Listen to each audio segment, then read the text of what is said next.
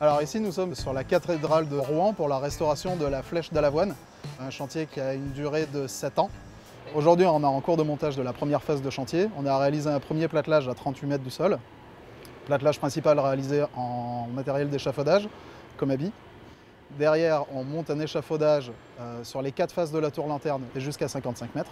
Et à partir de 55 mètres on attaque les platelages intermédiaires qui sont réalisés en poutres HEB et HEA, sur lesquels reposera un caillebotis et sur lesquels on refait partir notre échafaudage jusqu'à 85 mètres.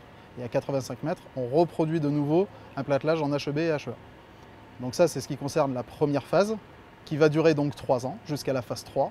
Et en fin de phase 3, début de phase 4, on va démonter l'intégralité des faces nord, est et ouest. On ne va conserver que la face sud. Et on va remonter cet échafaudage au-dessus du platelage qui a été créé à 85 mètres. Et on va monter comme ça d'une vingtaine de mètres.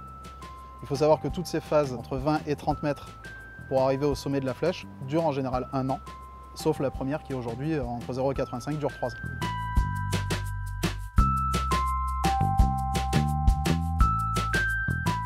Alors nous, on s'occupe à 100% de la partie échafaudage, c'est-à-dire plan, note de calcul, fabrication et montage de l'échafaudage sur la durée du chantier. Et la société Lanfry s'occupe de la partie platelage justement intermédiaire en HEB et HEA, ainsi que l'étanchéité qui va être faite sur l'échafaudage. Parce qu'il faut savoir que l'intégralité de l'échafaudage va être recouverte par des bâches afin de récolter les eaux usées plombées lors du changement des différentes pièces de fonte et de cortène qui constituent la flèche. Aujourd'hui, la partie qu'on est en train de monter sert essentiellement pour faire des essais et des mesures en termes de pierres, parce qu'aujourd'hui on ne sait pas encore dans quel volume les pierres doivent être changées.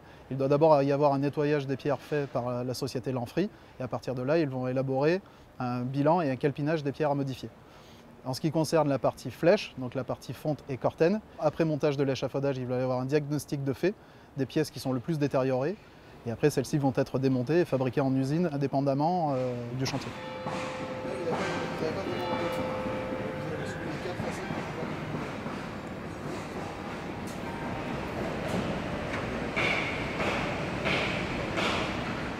Aujourd'hui, l'échafaudage va monter jusqu'à 155 mètres de haut, donc la flèche la plus haute de France.